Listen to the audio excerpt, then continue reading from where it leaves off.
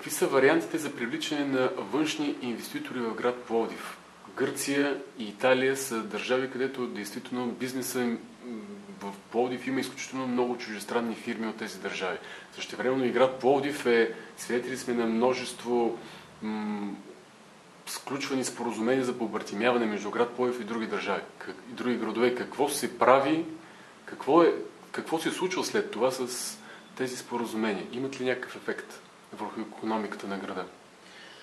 Проблема на град Пловдив отново ще кажа, че е в управлението. Управлението на град Пловдив повече от 10 години създава благоприятна бизнес среда и благоприятни условия или бизнес среда с минимални рискове, така че не само бизнеса от Италия и от Гърция, а изобщо от всички балкански страни, европейски, тъй като сме най-близък пазар за тях, да дойдат и да инвестират в Пловдив.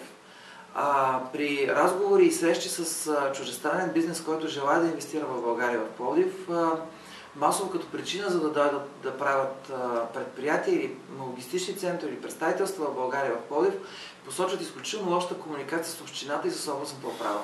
Ако тази комуникация не бъде подобрена или ако община Пловдив в качеството и на голяма административна единица, която администрира както застрояването, така и бизнеса в града, не направи и не създаде условия благоприятни тези хора да идват и да откриват своите представителства, да осигуряват работни места, да правят икономиката на Пловдив и по този начин да инвестират и да финансират общинския бюджет, няма как да се променят нещата.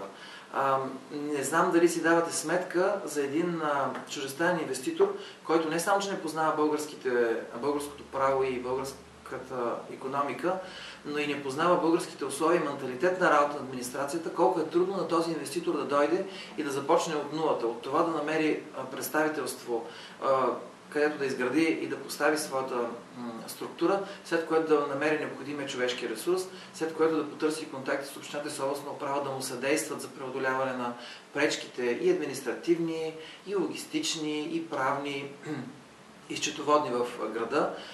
Няма как да убедиме тези хора да дойдат тук да инвестират и да създават работни места, ако общината не се намеси и не осигури благоприятни условия тези хора да идват тук, да харесват и да припознават град Пловдив като изключително добро място за развитието им. Нека не бъдем шовинисти в лошия смисъл на думата, че не приемаме чужди инвеститори, защото те ще ни вземат бизнеса или пък те ще спечелят от нас и така нататък. Никой инвеститор няма да дойде както в България, така и в Пловдив, ако не са му създадени условия не само да се развие, но и да спечели. Но града и хората също трябва да спечелят. Както той печели в бизнеса си, ние пък трябва да спечелим от данъците, които ще плати той, от хората, които ще назначи, от осигуровките, които ще плащат на тези хора, от това, че ще направи някаква благотворителна социална дейност и политика в града, както имат такива големи фирми, големи инвеститори, които го правят в страната и в града. Това е всъщност причината.